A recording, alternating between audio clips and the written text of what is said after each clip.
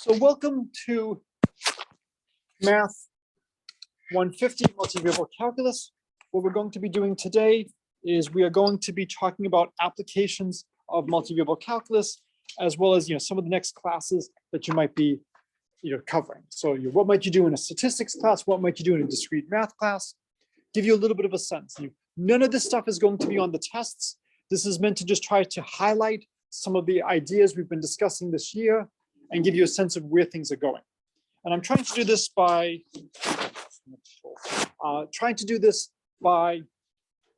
working on interesting applications. So these are not cookbook problems. I actually wrote a paper on this with some Williams students, and I'm extending it further with some other students. I will just give you all of the old homeworks and whatnot that haven't been picked up. So I'll just allow you to just pass it around. Whatever is not picked up will go into recycling. Okay. So wonderful clip on YouTube that describes the beginning of World War II in Europe. Of course, there are many other theaters where the warfare is raging. And what you notice very quickly from looking at this map is the sheer number of countries and the amount of territory that Germany conquered in a very short period of time. And one of the reasons they were able to do this was their use of tanks and tactics. And so it was extremely important for the Allies to know how many tanks were the Germans making and how many tanks were in the different theaters of war. So can anybody give me a way that the Allies could try to figure out how many tanks the Germans are making? Spies, right? That's much better than saying, hello, Steve Miller, foreign correspondent, London Times. We're doing an article on German production, and I was hoping you could, tell us. They might answer the questions, but they would not let you return to London to write the story. So you could use spies. You could have spies at the plant. You could also have spies at maybe other plants. Maybe the motors are being built at another factory, and each tank needs a motor. So you could figure out maybe how many tanks are being produced by how many motors are being produced. Another way you could try to figure it out is through math and stats. So unfortunately, the Zoom window seems to kill the very bottom. What do you think does a better job, spies or math stats? Yes? Math is king. Math is king. I mean, given that this is a math class, this is a conditional probability, right? Almost surely I'm giving this lecture because this is one of the crowning achievements of mathematics and statistics. And so I really want to show you how it can work on real world problems. This is in no way meant to downgrade the importance played by spies, but just for certain things, data gives away so much. And so just to give you a little bit of sense of my experience with this, I went to Yale College and I spent several years in a dorm overlooking a giant lipstick on a tank. So I have many years of experience counting tanks. This is actually a particularly easy counting problem. There's one tank. All right, so here's the problem. We see after battle tanks with serial numbers S1, S2, all the way up to SK. So we observe K tanks in their serial numbers. Later we'll say little m is going to be the largest serial number observed. And we want to try to estimate how many tanks were produced or how many tanks were in theater based on this. This is the 21st century. Right now, a lot of people are very concerned about their digital footprint. How much information are you giving away to people? Right now, a lot of websites pay tremendous amounts of money to have access to your information. It turns out the CDC, I guess, paid for 20 million cell phone records of people in the country during COVID to try to get a sense of how things are going. Does anybody know the story about Target and the pregnancy coupons? So a couple of years ago, a family was sent coupons for Target, including a lot of pregnancy products. And the father calls the company, quite upset. My wife and I are well past the age of having kids. Our kids are too young to be having kids. Why are you sending us coupons for stuff like this? The manager was very apologetic. Our manager calls back a few days later, just following up. Did you get the gift card I sent and everything? And the father has to sheepishly admit that the coupons would actually be useful. There were some extracurricular activities going on that he was not aware of. Target knew that he was going to be a grandfather before he did. They looked at correlated purchases. If you buy X, Y, and Z, what do people who buy X, Y, and Z also buy? I mean, you see this all the time, so this is no longer a surprise. If you watch this movie, you might also like to watch this movie. If you took this class, you might want to take this class. If you read this news article, you might want to watch this news article. I think it's a little bit hypocritical to be upset about being targeted by a company named Target. You should be expecting this a little bit, but people don't like it when it's that obvious. And so I love Target's response. They still want to target people. And if you have a little baby, it's nice to have one-stop shopping where I can just do all my shopping here. I don't have to go to multiple stores. So they still want to send out the coupons, but they don't want the person to feel like they're being targeted. So what they would do is they would then send out the coupons, but they would also take some coupons that are anti-correlated with the purchases. Complete opposite. People who bought this never buy this stuff. So it looks like it's a random set of coupons, but they still give the coupons that you really want, and probably in very strategic points on the flyer or circular or whatever they're sending you. So there's a lot of really interesting information going on in terms of trying to figure out what can you get from data. How many of you have ever been in a restaurant or a piano bar with a tip jar? Or lickety split would count. At the start of a shift, how much money is in the tip jar? It's not zero. They want you to know tipping happens, right? It doesn't really matter, as long as people aren't stealing money from the tip jar. George Costanza, as long as you don't have something like that, you just get the money you put in back at the end of the night. So you can easily put something there. If I'm trying to decide if I want to hire your company, and you send me a preliminary estimate, and I see customer number 000001, I'm a little concerned. Oh, I'm going to be your first client. Wonderful. So you try to hide a lot of information so that competitors and others don't know precisely what you do. It is extremely valuable to hide information. There are good reasons why you might want to have numbers consecutive. If I number things 1, 2, 3, 4, 5, I can immediately tell which is earlier, which is a later model. Maybe everything, maybe I have the first few digits are plant, the next few digits are date, and then going from 0001 all the way up to 9999. I can say, this is the plant that had the issue with making the treads. All of these tanks should be checked. So by having an easily read serial number, the workers can quickly make some decisions. The disadvantage of this, of course, is that you might be giving information to the enemy. So you can have more complicated things where you encrypt these things, and then if you know how to decrypt them, you can then figure out what is being said, but that's more work, and it's no longer going to be easy for someone to just quickly glance at this. One of my favorite stories of information in World War II is going to the Pacific Theater. Things were not going well for America in the beginning of the war. The Japanese had a major victory at Pearl Harbor, but did not destroy any of the US carriers.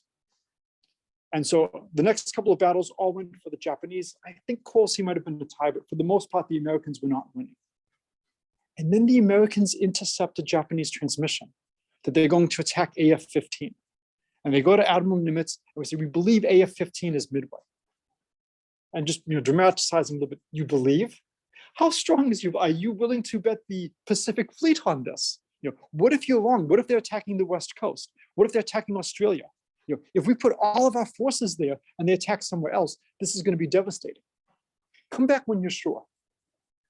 Now you can't, go up to the Japanese and say, hello, I'm one of the code analysts, and we were wondering, could you please confirm that AF-15 is Midway? Well, you can't do it directly, but you can do it indirectly. And this is one of the most brilliant ideas I have heard in my entire life. So Commander Rochefort, on a very secure channel, sent a message to Midway saying, we want you to break one of your water pumps.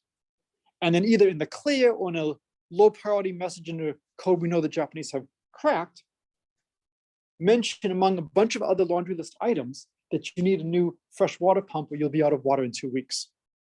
A day or two later, the Americans intercept a Japanese message. And when they decrypt it, it says, we've intercepted a message from AF-15. They have a broken water pump and will be out of fresh water in 2 weeks. At this point, the Americans now know AF-15 is Midway. They go all in. The other thing that's worth mentioning about the battle is I think it was the Lexington. If it wasn't the Lexington, it was the Yorktown, was one of our aircraft carriers, and it was damaged and it was in Pearl Harbor being repaired. And it needed about 2 months to be fixed. And how many of you have heard the phrase, the perfect is the enemy of the good? That if you try to get things perfect, you're going to spend so much time doing things that you never actually get to implement them. And that at some point it's got to be, it's good enough. Let me just go with this because we have to do something. And so what they said is, you have 2 days in Pearl Harbor. Do what absolutely has to be done at Pearl during those 2 days. And then you have to set sail for Midway. And we'll leave the repair crews on board. And so they were working, 24/7 as the ship, steamed to battle. And it was sunk in the battle, but its planes made a huge difference in what happened. And so this is just an absolutely wonderful lesson. So many different things, to take from this is just get what absolutely has to be done and just act.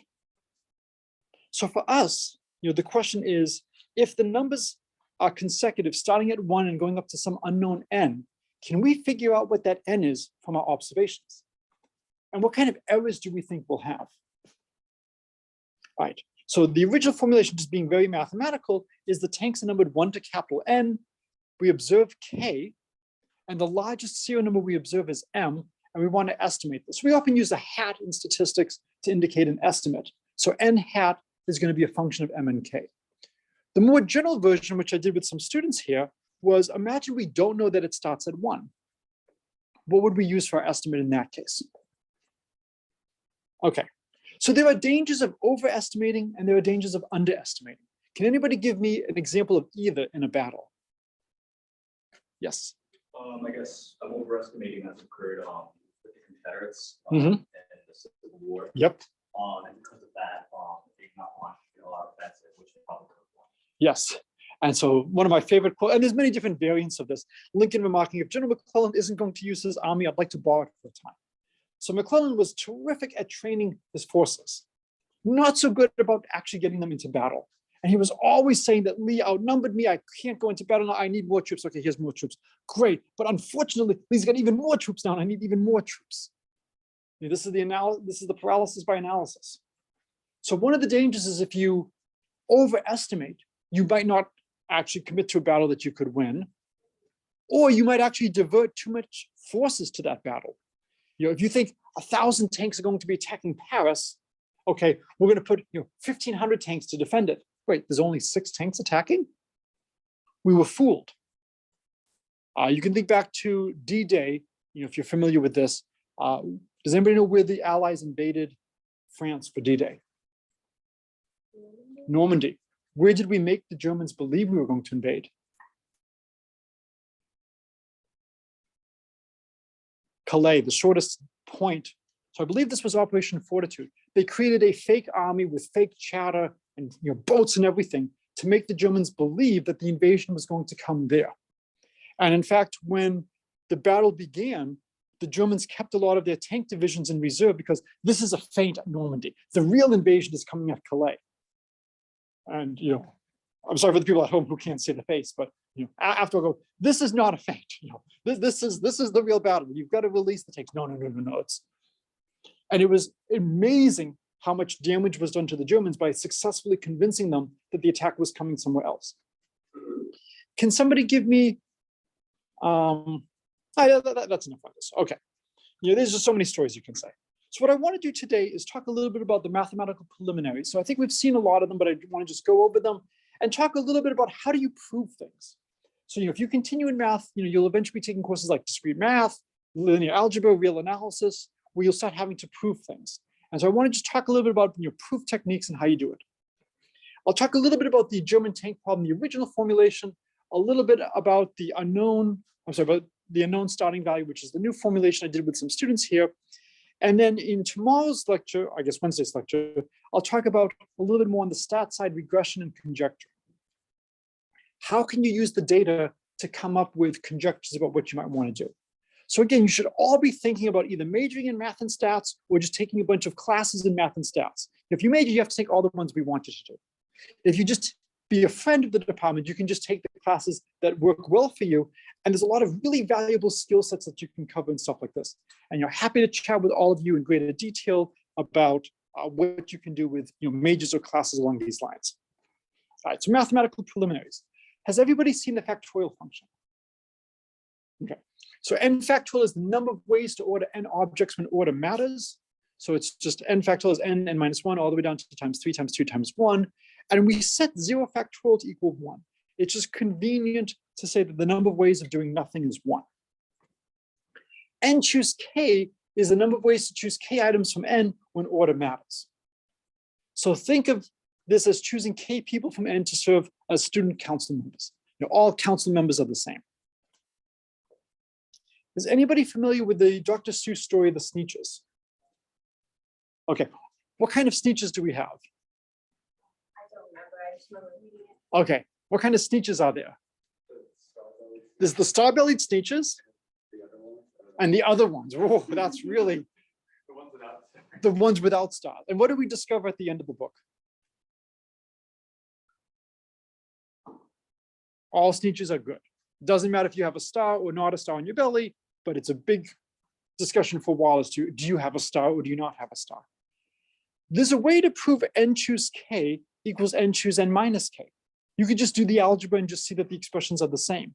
Or you could tell a story.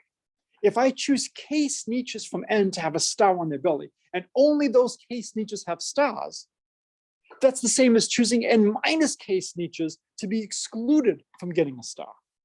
So one of the most powerful techniques we have is proof by story. And we'll see another example of this very shortly.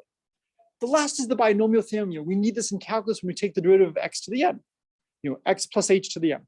So x plus y to the n is the sum of n choose k, x to the k, y to the n minus k. One way you can see this is we have n factors. In each factor, we choose an x or a y. So the power of x goes from 0 to n. And if we choose x k times, then we have to choose y n minus k times. We have n factors. How many ways can we choose k of these factors to give an x? And choose k.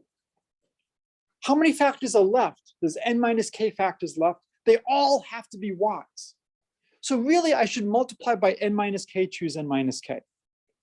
But what's n minus k, choose n minus k? How many ways can you choose n minus k people from n minus k people when order doesn't matter? 1. How many ways can I choose everybody in this class? 1. I choose everybody in this class, right? So we often don't write the number 1 when we have mathematical formulas, which is a little bit of a shame, as it can make looking at formulas sometimes a little bit harder. Who are my physicists again? Have you seen rationalized MKS units, where they set the speed of light to be 1 and the gravitational constant to be 1? And as a mathematician, we're supposed to love these units. But as somebody who also has a physics degree, when I look at the equations, I can't see the physics anymore. If I see the speed of light, if I see the gravitational constant, oh, okay, I see where this is coming from. And there's sometimes a danger of taking too much away. Okay, so one of the most famous identities is Pascal's identity. N plus 1 choose k is n choose k plus n choose k minus 1. So each number is the sum of the number above to the left and above to the right. And if you want to view the number 1 over here on one of the outside diagonals, view it as it has a 0 above to the left. Is there anybody who has not seen this formula before? Did we talk about this a little bit with chaos when we did Newton's method earlier? Okay. So here is a way to prove it. One way, of course, is you just write out what these are in factorials, clear the denominators, do some algebra, and see that they're equal. So you could do an algebraic proof. Here is a story proof. So even though the Sox are not having a good season, we have a loyal fan base, and you will still find Red Sox fans very easily. And there's one Yankee fan as well, and we want to form a group of k people. Well, how many ways can I choose k people from n plus 1? It's just n plus 1 choose k. And then the following is one of the most useful techniques we have to prove things in discrete math. You take something that's difficult and you calculate it 2 different ways. And hopefully one of the ways you can do and then say, now the way I can't do, I know has to equal this. So what we can do is we can calculate this as the following. Imagine the wonderful situation where we don't have the Yankee fan with us. Okay? How many ways are there not to choose the Yankee fan? There's 1 Yankee fan, I don't choose them, it's 1 choose 0. Now I have n Red Sox fans and I have to choose k from them because I need k people total. So it's n choose k. Or I could choose the Yankee fan. There's 1 choose 1 way of doing that. I now have n Sox fans, but I have to have k people total. So how many people do I have to choose from the Sox now? k minus 1. And these are clearly going to be discrete sets. I'm sorry, distinct sets, because one set has a Yankee fan, one set does not. So I'm not gonna worry about double counting anything. What is 1 choose 0? How many ways are there to choose 0 people from 1? 1. What's 1 choose 1? 1. So why do I bother writing 1 choose 0 and 1 choose 1? Well, for the story, it makes it much easier. Notice now that if you look, the top of everything on the bottom line adds up to n plus 1. The bottom of everything adds up to k. That's very different than the top line where we have n plus 1 on the left-hand side and n's on the right-hand side. We have some k's and k minus 1s on the bottom. By doing this, I always have n plus 1 on the top. I always have k on the bottom. It just equalizes things a little bit more. All right. There's another identity we have for Pascal's triangle. Can someone tell me what 1 plus 2 plus 3 plus 4 plus 5 is? I'm adding the numbers in the second diagonal from 1 to 5, which is the number to the bottom and immediately to the right. One below to the right. What about 1 plus 3 plus 6? What's 1 plus 3 plus 6? 10. Again, one level down to the right. It looks like if I add things diagonally along a line from the right to the left, it's equal to the next number to the right and one row down. So this is a new identity. This is what's responsible for the miracle that gives us a closed form expression for the German tank problem. Normally, when you do things, you have these terrible, complicated relations, unless you're doing pure physics at the most fundamental level, we have these very basic equations. And then when you start applying them in the real world, you have so many different forces going on, it's just beyond our ability. I want to see what's going to be the effect on the US economy by increasing gas prices by another 30 cents. This is really hard. What we can do is we can do Monte Carlo simulations like we talked about, and maybe we can have, maybe here's a 95% confidence interval as to what we think this is going to do to GDP, what we think this is going to do to inflation. If you can get a closed form expression, that's absolutely wonderful. But there often needs to be a miracle that lets you do this. We saw this with the sabermetrics talk, where we could get a closed form expression for predicting a team's winning percentage as a function of average runs scored and runs allowed. And this is valuable because if we want to hire someone, if we want to sign them for our team, we can then figure out, how much will they bring to us? Are they worth this? So here, this is what's going to be responsible for the miracle. Okay, before I prove that, I just want to remark, I think we talked about this earlier with the fractals. Okay, so I'm not going to really say much about this. There's the YouTube video for that other relationship, but just showing how all the different objects we're studying, they all get connected together.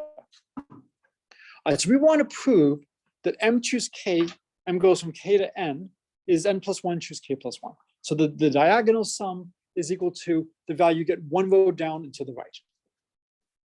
All right, so we're going to do a proof by induction. So I think we talked a little bit about proofs by induction when we did the proof of the fundamental theorem of calculus. If we want to choose functions that we can find the areas under curves. Well, we can do a rectangle, we can do a triangle. Those are pretty easy to confirm the fundamental theorem of calculus, but it's really not that impressive. The first one that was impressive was the parabola. And to do that, we had to figure out, so what is the sum of k squared? And we can do this using induction. So the way induction works is you show it holds in the initial case, and then you show if you know it's true up to n, show that that implies it's true for n plus 1, and then you just march down. 0 implies 1, we know 0 is true, so it's true for 1. 1 implies 2, we know 1 is true, it's true for 2, and so on and so on and so on. So we're going to prove this by induction. So what's the smallest value capital N can be in this sum? So m goes from k to n. What's the smallest value we could take for capital N?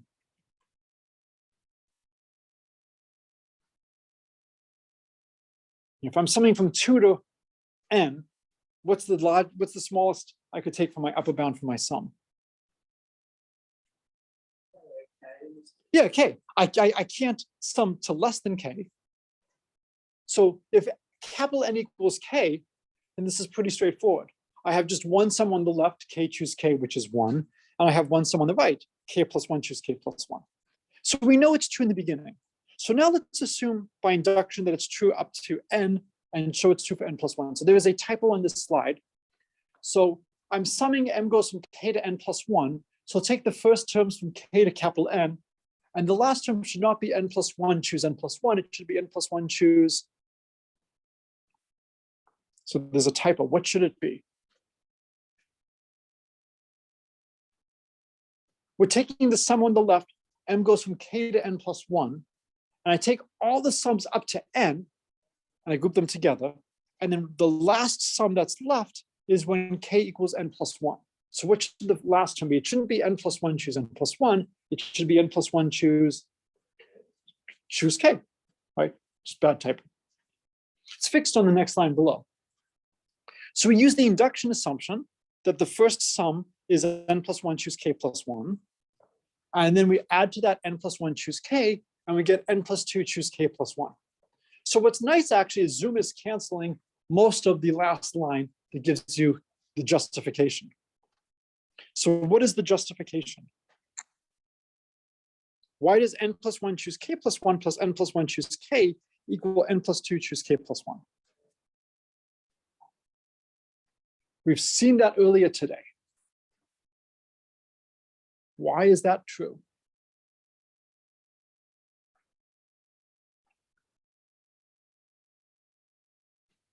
So we're adding two adjacent numbers in row n plus 1. And we're getting a number in row n plus 2. That's the Pascal identity. So we just use Pascal's identity to finish this off, that if you add two numbers, you go one that are next to each other, you go one row down right between them. All right, so it's time to get to the original version of the German tank problem. So we want to try to figure out how should our estimate of n depend on m, which is the largest serial number we observe, and k, which is the number of tanks we observe. So I want either a lower bound or an upper bound for n as a function of m and k. I don't care how bad your bound is, so long as it's accurate. You know, can somebody give me a lower bound for the sum 1 plus 2 plus 3 all the way up to n? 0. That works. Can somebody give me a little bit better? Not much, but a little bit better. 1. Now can somebody give me something significantly better, but still bad? Well, what if n equals 2? Then your 6 doesn't work. N. So, n would be a better lower bound. 6 would work as long as n is at least 3. And then you can say, well, actually, if I look at all the numbers from n halves to n, each one of those is at least n halves. I have at least n over 2 of them. So the sum should be at least n squared over 4. That's a much better bound. So can somebody give me a lower bound or an upper bound for n as a function of m and k? So the tanks are labeled 1 to capital N. I observe k of them, and the largest one I observe is m. Can you give me an upper bound or a lower bound? Yes. I'm sorry? Why m plus 1? Sounds safe. I don't care about sound safe. If you're wrong, I shoot you.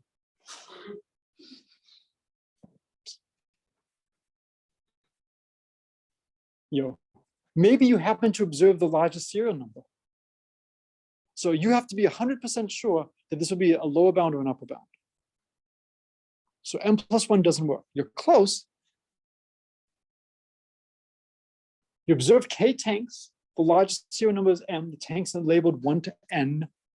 Can somebody give me a lower bound or an upper bound? I'm sorry? So lower bound of 1. Okay, because we observed at least one tank. But we don't know what n is. So you can't give me n as an upper bound because I don't know what n is. M, right? The tanks are numbered 1 to n. I observe m. So imagine the tanks are numbered from 1 to n. The largest serial number I observe is 97. I estimate that there's 50 tanks. You're a moron. There's no polite way of getting around this. You know they're numbered consecutively. You saw the 97th. If you then estimate that there's 50, no. We also know that there has to be at least k tanks. N has to be at least k. But we know m has to be at least as large as k. If the tanks are numbered 1 to n, you can't observe m smaller than k. The smallest you can observe for m is k. So m is a good lower bound.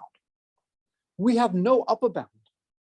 Maybe you are unlucky there could be 1 million tanks, and you observe, 1, 7, 13, 12, 9, 104. It would be extremely unlikely, but it's possible. Yes. But during World War II, one of the biggest issues for the Allies was that they couldn't match the cancer just because of its sheer strength. So they had That's a different issue. That's a different issue. And it's similar to the issue in the Battle of Trafalgar, that the different forces may not be equal. So, a Sherman going against a Tiger, very different issue. But this is right now just trying to get a sense of how many tanks are in theater, or how many tanks are being produced. Oops. And so what we want to do is, we know that there has to be at least M tanks. So it's going to be M plus something. As M gets larger, do you think my estimate should go up or go down? It should go up. What if I fix M and increase K? So imagine I observe my largest serial number is 100 and I only observe 1 tank. Or my largest serial number is 100 and I observe 50 tanks. Which do you think would have a higher estimate for N? When the largest scene is 100 and there's only 1 tank, or the largest scene is 100 and there are 50 tanks seen? When K is smaller, you should think of the highest, like the total numbers. Yeah, when K is small, the number should be higher. The larger K is, the more likely I am to get some number near the top. So I would expect that as K increases, my estimate decreases. So can somebody give me a simple function that increases with M? I want a positive function that increases with M. Simplest one you can think of. Yes, M, or constant times M. I want a function that decreases with K, a positive function that decreases with K. Yes, 1 over K. Let's put them together. So let's guess that there's M plus some function of MK. Let's guess that it's some constant times M over K. So this is the simplest formula we can come up with that's consistent with our intuition. If you think about it, if you have N tanks and you make 1 observation, where do you think your value would lie if you just happen to choose a number randomly from 1 to N? Any intuition?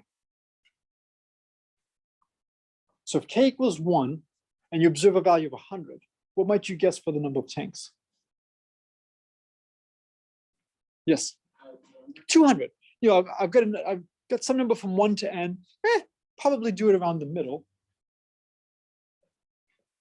So the actual answer is M times 1 plus 1 over K minus 1. And let's test this by some extreme cases. So we just said if K equals 1, we would expect to be in the middle. Well, if K equals 1, then our estimate is basically twice M. Okay, that actually looks pretty good. Can somebody give me another extreme? We did the case K equals 1. What's the other extreme for K?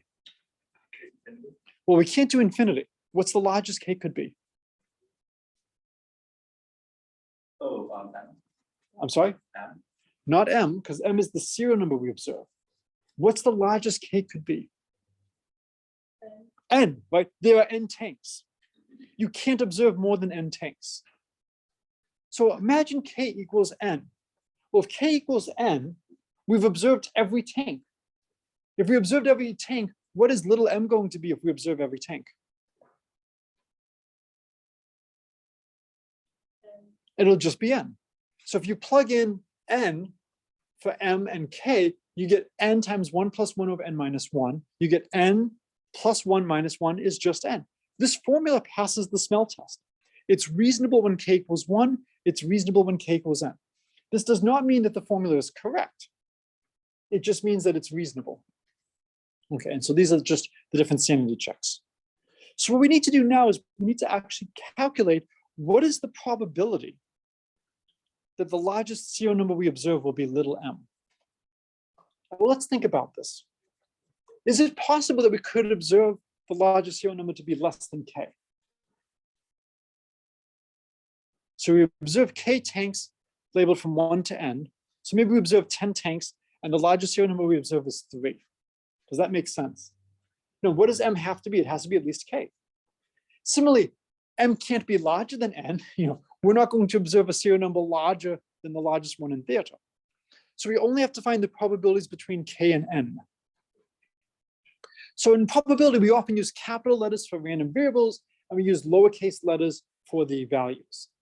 And so we would say the probability that m equals m, and then here it is. So how many of you remember the problems from high school where you have a standard deck of cards and you're forming a poker hand and you choose 5 cards from the 52? So that would be the n choose k. 52 choose 5. I have capital N tanks, I choose k of them. So the number of ways I can choose k tanks from n is n choose k. Now we need to calculate how many of these choices have the largest serial number being little m. Well, if I want my largest serial number to be at most m, there's m choose k ways of doing that. I have to choose all of my k tanks from the numbers 1 to m. That doesn't mean I chose tank m. It just means I don't choose anything larger than m. Then I subtract m minus 1 choose k.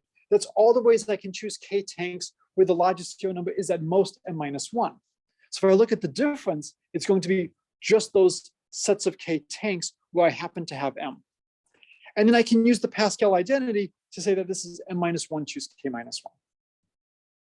Another way of doing this is I could say, well, if I want my largest number to be m, I have to choose it. There's 1 choose 0 way of choosing that. And now I have to choose k minus 1 tanks from the remaining m minus 1. And then you just get the m minus 1 choose k minus 1. So if you don't want to prove the Pascal identity by Red Sox and Yankee fans, you can do it by choosing tanks. It's another way to tell a story to get this.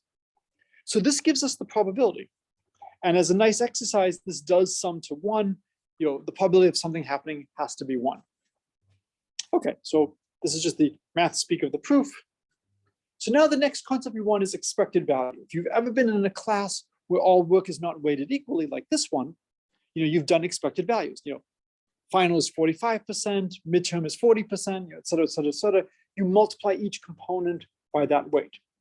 And so I want to calculate, the expected value of m. I just take each possible outcome and I multiply it by the probability it happens. And that will give me the expected value. So if I roll a pair, fair die, what's the expected value for the sum? Yes, 7. And so what you can do is you can say, how often do I roll a 2? I roll a 2 1 out of 36 times. So I would multiply 2 by 1 over 36. How often do I roll a sum of 3? That happens 2 out of 36 times. And you can just do all of this. Or for this, you could basically notice things are symmetric. 1/6 of the time I roll a 7. And then every time I roll a 6, there's something that corresponds to that, which is an 8 that perfectly balances. And then you don't have to do the calculation, which is much nicer.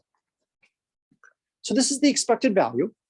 If I want to calculate the expected value, I now have to look at m times m minus 1 choose k minus 1 divided by n choose k. Any thoughts about how we might try to evaluate that sum?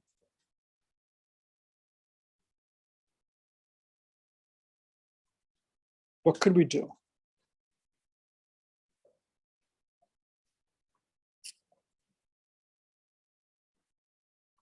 So we have m minus 1 choose k minus 1 times m divided by n choose k. Is there anything we know about binomial coefficients that could be helpful?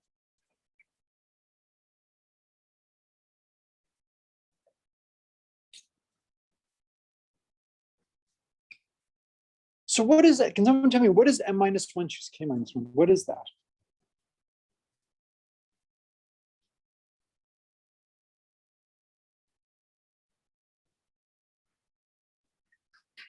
We'll start with an easy one. What's 5 choose 3? Can somebody tell me what is 5 choose 3?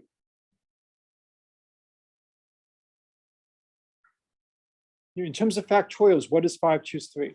I don't want the answer. I just want, how would you calculate 5 choose 3? It's what? Yes. 5 factorial over 3 factorial times 5. Good, times 5 minus 3 factorial. So m minus 1 choose k minus 1 is m minus 1 factorial over k minus 1 factorial times m minus 1 minus k minus 1, which is m minus k factorial. Oh, look, we've got an m minus 1 factorial and we have an m right next to it. The m is begging, please, please, let me come in and maybe make me an m choose something. So a good way to attack a problem like this is let's expand the factorials and see if maybe we can group things. We've got a k minus 1 for the first choose. We have a k for the second. Maybe there's going to be a lot of cancellation.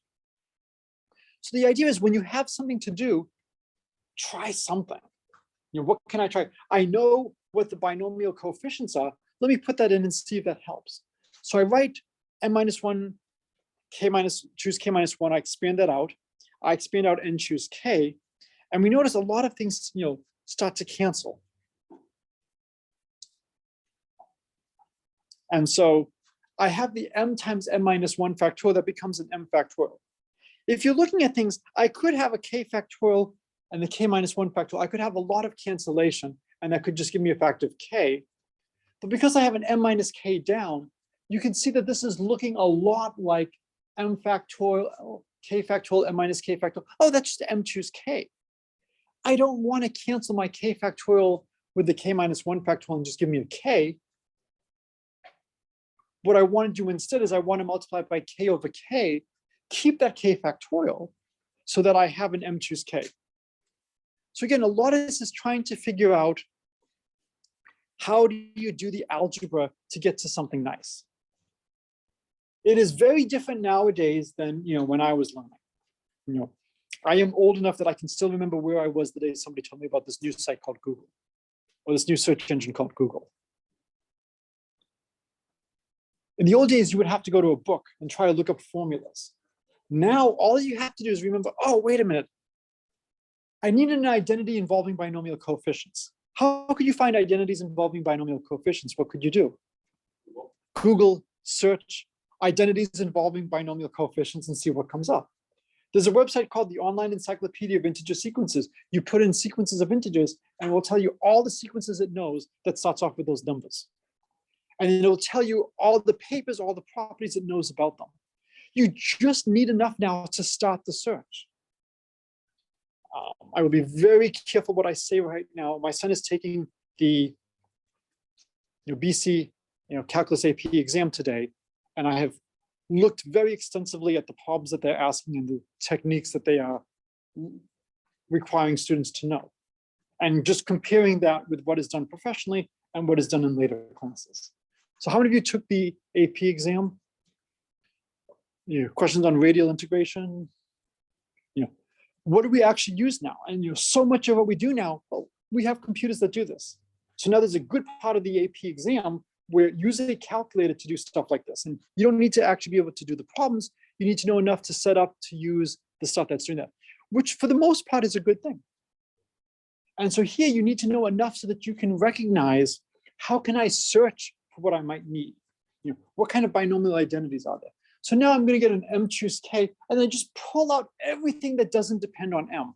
Because if it doesn't depend on m, it's not part of the sum. It's not changing with the sum, so I can just pull it out. Okay. Ooh, k factorial, n minus k factorial of n factorial. That just looks like our n choose k. So actually, that part just comes out nicely. Now I have a sum of m choose k, m goes from k to n. Oh, this is the identity we proved earlier today. That's probably why we proved it earlier today. This is where it makes an appearance. This is just n plus 1 choose k plus 1. And so now that we have this, now we expand what that is. That's n plus 1 factorial of a k plus 1 factorial, n plus k factorial. So I apologize that the Zoom window is killing the bottom, but I will link to all the slides as well. And now you just do a lot of cancellation. Oh, we've got some n minus k factorials that cancel. N plus 1 factorial of n factorial is just n. We have a k factorial of a k plus 1 factorial. So when the dust settles, you get k times n plus 1 over k plus 1. I'll just rewrite that on the top of the next page. So at the end of the day, you get the expected value of m is k times n plus 1 over k plus 1. Well, we can use this to solve for n. We multiply both sides by k plus 1, we divide by k, we subtract 1, and we get that our best estimate is just m times 1 plus 1 over k minus 1. So this is a theoretical proof. We have a closed form expression. So if you give me m and you give me k, I can figure out roughly what it should be. All right, so the new version of the German tank problem, which I did with some Williams students, was we now don't know the lower value. We don't know that it starts at 1. So instead of looking at the largest tank, we look at the spread between the largest and the smallest observed serial number. if I want to estimate the mean score on the, I almost said final, on the last midterm in this class, how many data points do I need to have an estimate for the mean? How many tests do I have to grade to have some estimate for the mean? It may not be a good estimate, but to have an estimate, yes. One. And what would my estimate be? That score. But now let's say I'm interested in the spread. Can I estimate the spread from one observation? No. How many do I need to make an estimate of the spread? Yes. I mean, a bad estimate too. I need two. Once I have two, I can start doing something. So if I wanted to try to estimate before, I want to use the spread to replace m. It's not going to be the spread over k. It's going to be the spread over k minus 1. And if you notice, if I try to use the formula with only one observation, the spread will be 0, k minus 1 will be 0. I'll have 0 over 0. Your warning bells will sound. And it says, don't use me. Good. The formula recognizes that it should not say anything meaningful when you only have one observation and you don't know the lower value, you don't know the upper value. You shouldn't be able to get any information with just one tank scene if you don't know the lower and the upper. You need at least two. Okay, and if you observe a lower value of 2 and an upper value of 100, oh, okay, I know then it's got to be at least 100 roughly. It might be plus or minus 1 because of all that annoying things. It's n2 minus n1 plus 1. If you go from 2 to 3, that's actually two things. Okay. So the formula turns out to be s times 1 plus 2 over k minus 1 minus 1. So very similar to what we had before. The real difference is it's k minus 1, not k, which makes sense. Why do you think we have a factor of 2? Does that seem reasonable? Yeah. 2 data points. Well, it's not because it's 2 data points. That was taken into the k minus 1. Before we had 1 times m over k, now we have 2 times s over k minus 1. Why 2? And before we knew it started at 1, we had one direction we could travel. Now we have 2 directions we can travel. And that's roughly where the factor of 2 is coming. This is a reasonable formula. You now calculate what's the probability the spread is s. I'm not going to really go into this. If you want to, you can either see the paper or see the appendix. It's a little bit more involved formula. You have to do a lot more multiplying by ones to make things nice, but it does work out. You do get something nice at the end. And so again, the proof is just more involved. I don't think there's really much to be gained from this. But we have a function of 2 variables, k and m, and we have estimators. Or we now have a function of 3, k, m1, m2. And we have our formula. So again, this is definitely a multivariable calculus problem. We have a function of several variables, and we're trying to say something about it. All right. So the last slide for the day is the math stats people versus the spies. And again, tremendous respect for what the spies have done. Do you think the numbers are closer to the theory, to the spies? And if it's closer to 1 by a lot or a little, what are your thoughts?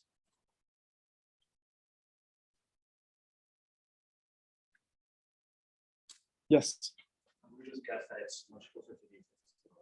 Yeah, I mean, I'm giving the lecture, right?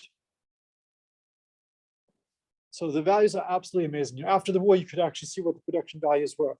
And 327, 1 month by the stats, 342 actual, estimate of 1550. Amazingly better. And again, the lesson here to be learned is the dangers of what kind of biases and whatnot are you going to have when you start looking at various data sets. Is that going to color you? Who knows who the most overrated defensive shortstop is of recent times? Derek Jeter. Why? No, it is Derek Jeter, and it's not because he played for the Yankees. People say, but what about all those amazing dives and catches he makes? Right, a faster shortstop is able to get there in enough time that he doesn't have to dive for it. And so you see these great plays.